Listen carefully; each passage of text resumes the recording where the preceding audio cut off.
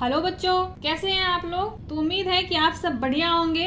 तो चलिए, स्वागत है आप सबका आज की क्लास में। तो आज जो हम बात करने वाले हैं, पिछले क्लास में हम क्या बात कर चुके हैं, यानी कि पृथ्वी के प्रमुख परिमंडल जो कि आपका ज्योग्राफी है। ये है क्लास 6 का ज्योग्राफी है, जो कि चैप्टर नंबर कितना है आपका 5 है। तो इसमें जो है हम क्या सब बात की, हम पिछले क्लास में भी हम बात कर चुके हैं कुछ। तो उसमें हम क्या बात किए हैं, यानी कि भूमंडल के बारे में हम उसमें बात किए हैं। ठीक है, तो आज की क्लास में यानी कि हम भूमंडल में हमने क्या क्या पढ़ा है। भूमंडल में जो है हमने 7 महाद्वीप को कवर कर चुके हैं। आगे आज की क्लास में हम क्या बात करेंगे, तो आज की क्लास में हम जो है जलमंडल के बारे में बात करेंगे। किसके बारे में? जलमंडल के बारे में बात करेंगे। यानी कि पिछले क्लास में जो है हमने क्या पढ़ा था, यानी कि सॉलिड पोर्शन के बारे में हम बात कर रहे थे। लेकिन अब हम जो बात करेंगे वो करेंगे हम हाइड्रोस्फीयर के। किसका? यानी कि हम बात करेंगे जलीय भाग की, यानी कि वाटर बॉडी की हम बात करेंगे। ठीक है, तो जलमंडल के बारे में बात करने से पहले हम थोड़ा सा रिवीजन कर लेते हैं। तो भूमंडल के बारे में हम जब बात किए थे, तो यानी कि ये पृथ्वी का जो यानी कि वह ठोस भाग जिस पर हम रहते हैं उसी को हम क्या कहते हैं? भूमंडल कहते हैं, है ना। भूमंडल, ये जो भूमंडल है ये किसका बना होता है? ये जो आपका चट्टान और मिट्टी की पतली परत का बना होता है। ठीक है, इसमें ही ऐसे पोषक तत्व होते हैं कि जो कि जीवों के लिए बहुत ही ज्यादा जरूरी होता है। ये क्या कहलाता है? यही भूमंडल कहलाता है। यानी कि पृथ्वी की सतह को अगर हम बात करें तो पृथ्वी की सतह को जो है 2 भागों में बांटा गया है। एक तो यानी कि बड़े स्थलीय भूभाग को क्या कहा जाता है? बड़े स्थलीय भूभाग को जो है महाद्वीप के नाम से जाना जाता है, और बड़े जलाशय को क्या कहता है? महासागर के नाम से जाना जाता है। तो यानी कि सारे महाद्वीप के बारे में भी हम बात कर चुके थे। यानी कितने? 7 महाद्वीप होते हैं। सभी के बारे में क्या आपको 7 महाद्वीप का नाम याद है? बताइए। तो ये 7 महाद्वीप का नाम क्या था? एशिया था, एशिया महाद्वीप। दूसरा क्या था आपका? यूरोप। फिर उसके बाद हमने बात किए थे अफ्रीका महाद्वीप के बारे में। उसके बाद हम बात किए थे उत्तरी अमेरिका के बारे में। उसके बाद हम बात किए थे दक्षिणी अमेरिका के बारे में। उसके बाद हम बात किए थे ऑस्ट्रेलिया के, यानी कि ऑस्ट्रेलिया महाद्वीप के बारे में। यानी कि सभी महाद्वीप के बारे में जो हम, यानी कि एशिया महाद्वीप के बारे में, यूरोप महाद्वीप, अफ्रीका, उत्तरी अमेरिका, दक्षिणी अमेरिका, ऑस्ट्रेलिया महाद्वीप और फिर अंटार्कटिका महाद्वीप। यानी कि हम कह सकते हैं कि आपको जो हम ये 7 महाद्वीप के बारे में, यानी कि ये 7 महाद्वीप के बारे में हम बात कर चुके हैं। भूमंडल में हमने कितने महाद्वीप, यानी कि 7 महाद्वीप को हम कवर कर चुके हैं, जिसमें कि आपका एशिया महाद्वीप, यूरोप महाद्वीप, अफ्रीका महाद्वीप, उत्तरी अमेरिका, दक्षिणी अमेरिका, उसके बाद आपको ऑस्ट्रेलिया, अंटार्कटिका, ये सभी महाद्वीप के बारे में हम बात कर लिए हैं, है ना। तो आपको याद है? बताइए कि अगर हम आपसे पूछे कि सबसे बड़ी महाद्वीप जो है कौन सा है, याद होनी चाहिए। सबसे बड़ा महाद्वीप यानी कि विश्व का सबसे बड़ा महाद्वीप कौन सा है? एशिया महाद्वीप। ठीक है, अगर आपको नहीं याद है तो कोई बात नहीं, आप फिर से पिछला क्लास देख लीजिए। ठीक है, और उसके बाद नोट क्लास को आप, यानी कि क्लास जब देखें उसके बाद आप बुक को रीड भी क्या कीजिए। आगे हम बात करेंगे जलमंडल के बारे में, यानी कि जलमंडल के बारे में हम आज बात करेंगे। अच्छा, देखिए पृथ्वी पर जो है मौजूदा सारी पानी, चाहे वह यानी कि महासागर हो, समुद्र हो, नदियां हो, या झील, या बर्फ के रूप में जो है, बर्फ के रूप में हो, सब मिलकर क्या बनाता है? जलमंडल बनाता है।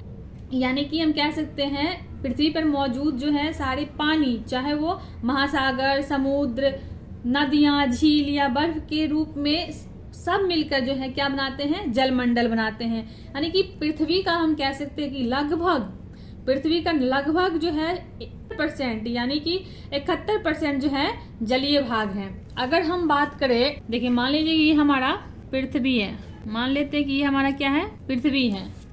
तो हमारे पृथ्वी का जो है, अच्छा हमारे पृथ्वी का 71%, कितना? 71% भाग जो है ये क्या है? जलीय भाग है। ठीक है, 71% भाग जलीय है।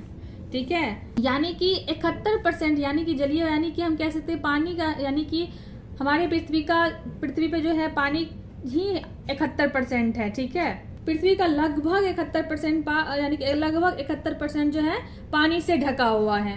तो इसलिए इसको, यानी कि हमारे पृथ्वी का 71% लगभग पानी से ढका हुआ है, पानी से यानी कि जलीय भाग है। इसलिए इसको जो है हम क्या कहते हैं? इसलिए इसको हम यानी कि ब्लू प्लैनेट कहते हैं, यानी कि नीला ग्रह कहते हैं। अब समझ में आ रहा है कि पृथ्वी को नीला ग्रह क्यों कहा जाता है है ना। तो उसको जब ऊपर से देखा जाता है तो ये हमारे पृथ्वी कैसे दिखाई, नीला दिखाई देता है, क्योंकि इसका 71% भाग जो है वो जलीय भाग से ढका हुआ होता है। ठीक है, तो इसलिए इसको ब्लू प्लैनेट कहा जाता है, यानी कि इसको जो है नीला ग्रह कहा जाता है। ठीक है, और इसके बाद अगर हम बात करें यानी कि 29%, यानी कि आप कह सकते हैं कि जो 29% ही ऐसा भाग है जो कि स्थल है। 29, ठीक है, यानी कि 29% भाग ही स्थल है। समझ रहे हैं, 29% ही भाग ऐसा है जो कि स्थल है। यानी कि जल में अगर हम बात करें यानी कि 71% जलीय भाग है और 29% ही स्थलीय भाग है। यानी कि जल में क्या क्या आता है, अगर हम बात करें जल की, अगर हम बात करें तो इसमें क्या क्या आएगा। जल में जो है महासागर आएगा, समुद्र आएगा, नदियां, झीलें, हिम नदियां, भूमिगत जल तथा वायुमंडल की जल वाष्प, सभी किसमें आता है, ये सभी सम्मिलित होते हैं जलमंडल में। ठीक है, देखिए पृथ्वी पर पाए जाने वाले जल का अगर हम बात करें, पृथ्वी पर पाए जाने वाले जल ये 71% जो है, अगर हम इसकी बात करें तो इसका 71% का यानी कि इसका पृथ्वी पर पाए जाने वाले जल का जो है 97% से भी अधिक भाग जो है महासागर में पाया जाता है। इसमें इसका 97% जल जो है सिर्फ महासागर में ही पाया जाता है। कहाँ पे 97% जो है कहाँ पाया जाता है, महासागर में ही पाया जाता है। ये इतना अधिक यानी कि महासागरीय जल जो है इतना अधिक यानी कि खारा होता है कि ये हमारा ये मानव के उपयोग का नहीं आ सकता, यानी कि मानव के उपयोग में ये नहीं आता है। ये 97% जो है ये मानव के उपयोग का नहीं होता, यानी कि ये हमारे उपयोग के लिए नहीं होता, इतना खारा होता है। ठीक है, जो कि जिसका यूज हम नहीं कर सकते हैं। शेष जल की अगर हम बात करें, बर्फ यानी कि बर्फ की परतें, यानी कि शेष जल जो है बर्फ की परतें एवं हिमनदियों तथा भूमिगत जल के रूप में जो पाया जाता है, यानी कि मनुष्य के इस्तेमाल के लायक अगर हम जल की बात करें तो वो जो है मनुष्य के इस्तेमाल के जल के लायक जो है वो कितना होता है, वो आपको हम कह सकते हैं कि लगभग 3% जो है, यानी कि लगभग 2.5% या 3% ही ऐसा जल है, हम कह सकते हैं लगभग, कि जो कि मनुष्य के इस्तेमाल के लायक होता है, या 2.5% या फिर लगभग जो आप कह सकते हैं 2.5 या 3% जो है ऐसा जल होता है कि जो कि मनुष्य के इस्तेमाल के लायक होता है, या हम कह सकते हैं कि ये अलवण होते हैं, अलवण जलीय होते हैं। ठीक है, अलवण जलीय जो है वो कितना पाया जाता है, 2.5 या फिर 3% ऐसा कुछ कह सकते हैं कि ये जो है यानी कि ये मीठा पानी होता है, फ्रेश वाटर है, जिसका कि इस्तेमाल मनुष्य कर सकते हैं, जो कि हमारे यूज का है, जो हमारे लिए उपयोगी है। यही कारण है कि नीले ग्रह में रहने के बावजूद भी हम समझ रहे हैं, इसी कारण से नीले ग्रह पे रहने के बावजूद भी हम जो है पानी की कमी महसूस करते हैं। यानी कि इतना पानी जो है 97% पानी जो है जो कि हमारे इस्तेमाल को तो है ही नहीं, वो इतना नमकीन इतना खारा है जिसका कि हम यूज कर ही नहीं सकते हैं। यानी कि 2.5 या 3% ही ऐसा पानी है कि जिसका इस्तेमाल की हम करते हैं। ठीक है, तो आगे हम बात करने वाले हैं यानी कि जलीय भाग में जो यानी कि जलमंडल में जो हम बात करेंगे महासागर के बारे में। तो यानी कि क्या जलमंडल में आप कह सकते हैं कि जलमंडल में जो है क्या केवल महासागर ही आएंगे? नहीं, ऐसा बिल्कुल नहीं है। जलमंडल में क्या सब आएंगे? महासागर, नदियां, झील, यानी कि हिमनद, भूमिगत जल तथा यानी कि वायुमंडल की जल वाष्प सभी सम्मिलित है। यानी कि पृथ्वी पर पाए जाने वाले जो है यानी कि 97% से अधिक भाग जो है ये महासागरों में पाया जाता है। महासागरों में पाया जाता है। इतना अधिक ये खारा होता है कि यह हमारे यूज का जो है ये मानव के उपयोग का नहीं होता, यानी कि मानव के उपयोग में ये नहीं आ सकता है। शेष जल जो हम बात करें बर्फ की परतें एवं हिमनदियों तथा भूमिगत जल के रूप में जो है पाया जाता है, जो कि मनुष्य के इस्तेमाल लायक जल की अगर हम बात करें तो ये यानी कि शेष जल यानी कि जो है भूमिगत जल या फिर हिमनदियों में या फिर बर्फ की परतों में ये किसके रूप में पाया जाता है? मनुष्य के इस्तेमाल के लायक अगर हम बात करें जल जो है वो हम कह सकते हैं कि कितना होता है, वो हम कह सकते हैं कि 2.5 या 3% लगभग 2.5% ऐसे माने कि यानी कि अलवण होता है, यानी कि हमारे इस्तेमाल के लायक होता है। ठीक है, आगे हम बात करेंगे महासागर के बारे में, यानी कि हम महासागर को यानी कि हम जानेंगे। तो अगर हम महासागर के बारे में बात करते हैं, अगर हम महासागर के बारे में बात करें बच्चा, तो महासागर जो है जल के मुख्य भाग है ना। जल के कितने मुख्य भाग है? ऑब्वियसली ये आपस में क्या होते हैं, ये आपस में एक दूसरे से जुड़े हुए होते हैं। एक मिनट, हम आपको ऐसे हम मैप से देखते हैं। तो ये आपको दिख रहा होगा, ठीक है। यानी कि महासागर देख रहे हैं आपको, महासागर जो है ये क्या है, आपस में एक दूसरे से जुड़े हुए हैं, है ना। ये आपस में एक दूसरे से जुड़े हुए हैं। अगर महासागरीय जल जो ये हमेशा कैसा होता है, महासागरीय जल जो हमेशा गतिशील होता है, कैसे होता है, हमेशा गतिशील होता है। महासागरीय जल की अगर हम बात करें, ये कितने टाइप्स के होते हैं, महासागरीय जल जो है कितने टाइप्स के होते हैं, तो ये जो है आपका मुख्य 3 टाइप्स के होते हैं, यानी कि प्रमुख इसके 3 टाइप्स होते हैं। एक तो तरंग, दूसरा ज्वार भाटा, और अगर हम बात करें और महासागरीय धारा। ये 3 टाइप्स के, यानी कि महासागरीय जल जो हमेशा गतिशील रहता है। ये कि महासागरीय जल के कितने प्रमुख टाइप्स होते हैं, तरंग, ज्वार भाटा और महासागरीय। तो आज हम बड़े यानी कि बड़े से छोटे आकार के आधार पर 5 प्रमुख महासागर के बारे में समझेंगे, ठीक है। तो सबसे पहला जो आपका होगा, सबसे पहले अगर हम बात करेंगे महासागर में, तो 5 प्रमुख महासागर के नाम क्या है। अगर हम बात करें तो पहला हम बात करेंगे प्रशांत महासागर के बारे में। तो आज जो हम बात करें वो यही 5 महासागर के बारे में, हम 5 प्रमुख महासागर के बारे में बात करेंगे। पहले तो हम जानेंगे प्रशांत, तो ये 5 प्रमुख महासागर कौन कौन से हैं बच्चों, तो देख लिया आप कि प्रशांत महासागर, अटलांटिक महासागर, हिंद महासागर, उसके बाद दक्षिण महासागर, उसके बाद आर्कटिक महासागर। इसी 5 महाद्वीप के बारे में प्रमुख हम आज बात करने वाले हैं, कि समझने वाले हैं इस 5 महाद्वीप के बारे में, ठीक है। तो सबसे पहले हम बात करेंगे प्रशांत महासागर के बारे में। अगर हम प्रशांत महासागर के बारे में बात करें तो ये जो है विश्व का सबसे बड़ा महासागर है। प्रशांत महासागर जो है यानी कि ये सबसे बड़ा महासागर है। प्रशांत महासागर सबसे बड़ा महासागर है, ठीक है।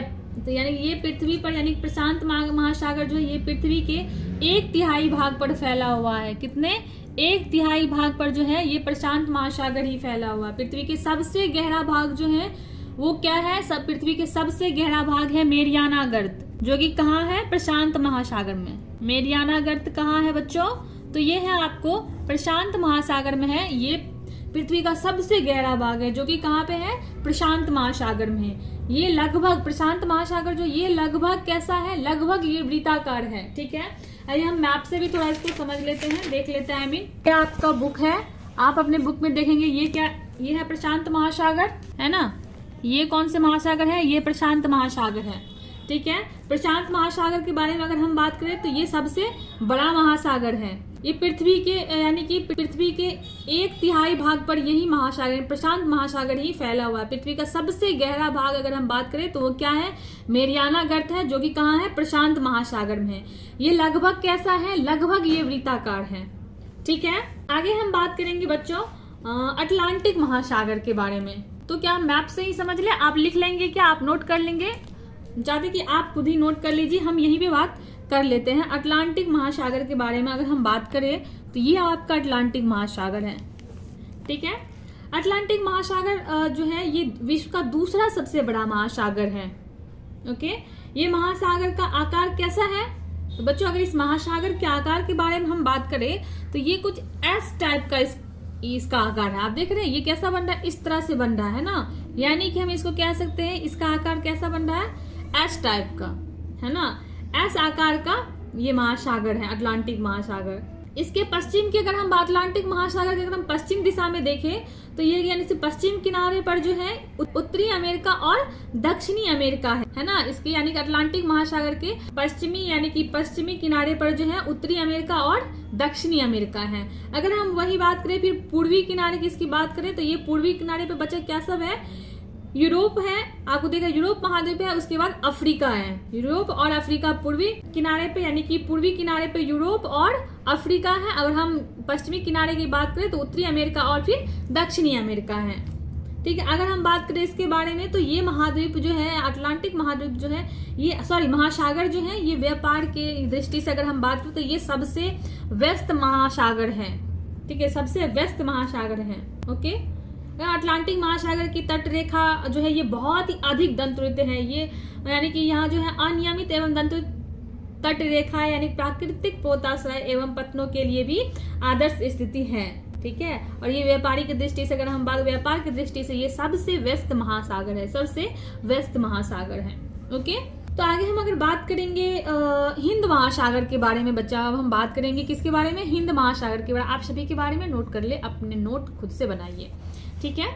वैसे आप हम बात करेंगे तो हम यहाँ पे लिख भी सकते हैं, अगर हम यहाँ पे लिख भी सकते हैं। आगे हम दूसरा, यानी कि हम बात किए अभी किसके बारे में, अटलांटिक महासागर के बारे में। ये विश्व का दूसरा सबसे बड़ा है, विश्व का दूसरा सबसे बड़ा महासागर है। ये महासागर जो है आपको एस आकार का, यानी कि ये महासागर एस आकार का है। इसके पश्चिम किनारे पर जो अगर हम बात करें, पश्चिम किनारे पे इसके आप लिख लेंगे, ठीक है। पश्चिम किनारे पर जो है वो उत्तरी और दक्षिणी अमेरिका है, और पूर्वी किनारे पर जो है यूरोप और अफ्रीका है। व्यापार की दृष्टि से बात करें तो ये सबसे व्यस्त महासागर है। आगे हम बात करने वाले हैं हिंद महासागर के बारे में। अगर हम हिंद महासागर के बारे में जब बात करें तो ये जो है महाद्वीप लगभग कैसा, ये किस तरह का महाद्वीप है, ये जो लगभग त्रिभुजाकार है। कैसा है, लगभग ये त्रिभुजाकार है, आप कह सकते हैं, ठीक है। इसके उत्तर में अगर हम देखें, इसके उत्तर में अगर आप देखेंगे तो एशिया, इसके उत्तर में आप देख रहे हैं तो एशिया है। और अगर हम पश्चिम की बात करें तो कौन से उत्तर में एशिया महाद्वीप, और पश्चिम में अगर बात करें तो ये अफ्रीका महाद्वीप है। अगर वहीं पे हम पूरब की ओर देख ले तो पूरब की ओर क्या है, ऑस्ट्रेलिया स्थित है ना। पूरब में जो है ऑस्ट्रेलिया, यानी कि हिंद महासागर के उत्तर में जो है एशिया महाद्वीप है, और फिर पश्चिम में जो है वो अफ्रीका महाद्वीप, और फिर अगर हम पूरब की बात कर ले तो क्या है, ऑस्ट्रेलिया महाद्वीप है, ठीक है। आगे हम बात करने वाले और हम इसके बाद अगर बात करें हम दक्षिणी महासागर के बारे में, अगर हम बात करें दक्षिणी महासागर के बारे में अगर हम बात करें तो दक्षिणी महासागर जो ये अटलांटिक महाद्वीप को चारों ओर से घेरता है। अटलांटिक महाद्वीप को जो है ये चारों ओर से घेरता है, ठीक है। ये अटलांटिक महाद्वीप, ये महाद्वीप जो है आपको अटलांटिक ये महाद्वीप जो है अंटार्कटिका महाद्वीप से उत्तर की ओर जो है 60 डिग्री दक्षिण अक्षांश तक जो है फैला हुआ है। कहाँ तक, 60 डिग्री दक्षिण अक्षांश तक फैला हुआ है दक्षिण महासागर। आगे हम अगर बात करें आर्कटिक महासागर के बारे में, अगर हम बात करेंगे आर्कटिक महासागर के बारे में तो ये उत्तर ध्रुव वृत्त में स्थित है। कहाँ है, उत्तर ध्रुव वृत्त में, यानी कि नॉर्थ पोल में ये स्थित है। यह उत्तर ध्रुव के चारों ओर फैला हुआ है, उत्तर ध्रुव के चारों ओर फैला हुआ है।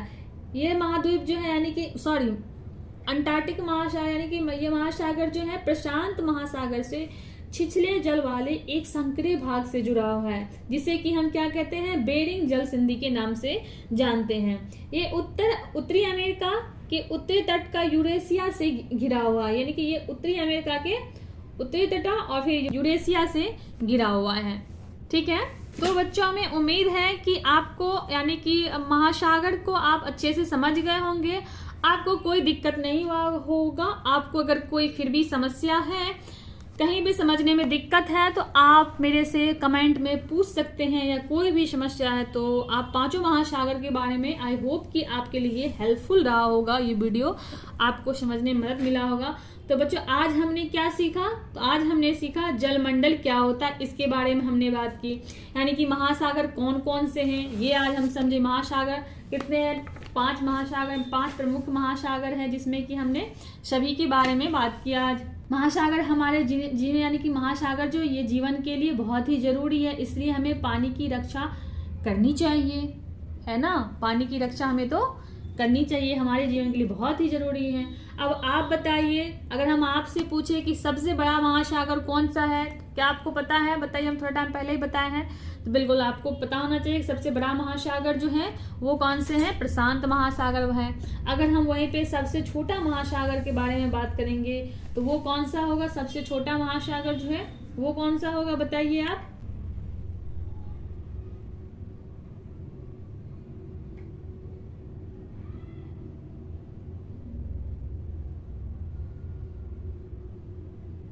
तो चलिए हम उम्मीद करेंगे कि आप जो है अपने बुक को रीड करेंगे। आप एक बार फिर से अपने बुक को जो है, आप महाद्वीप तो आप पढ़ना ही है, ठीक है। इसमें महाद्वीप जाना है, यानी कि भूमंडल समझ, जिसने कि महाद्वीप के बारे में भी समझना है, महासागरीय भाग के बारे में आप पढ़ चुके हैं, यानी कि आप जल मंडल को भी आप महाद्वीप के बारे में समझेंगे। उसके बाद फिर जो है आप महासागर को भी समझेंगे। हम 5 प्रमुख महासागर के बारे में बात कर चुके हैं, तो आप जरूर अपने बुक को रीड जरूर कीजिएगा, ठीक है। तो अपने नोट्स भी अपने बनाइए। तो चलिए अब आगे हम जो बात करेंगे वो हम बात करेंगे वायुमंडल के बारे में अगले क्लास में। उसके बाद हम उसमें समझेंगे जीव मंडल के बारे में। फिर उसके बाद जो है आपका ये चैप्टर खत्म हो जाएगा। हम थोड़ा थोड़ा करके इसलिए पढ़ रहे हैं ताकि आपके लिए जो है वो आपके समझने के लिए हेल्पफुल रहे, आपको समझने में कोई परेशानी नहीं हो। थोड़ा थोड़ा करके ही हम सीखेंगे, लेकिन हम अच्छे से सीखेंगे, ठीक है।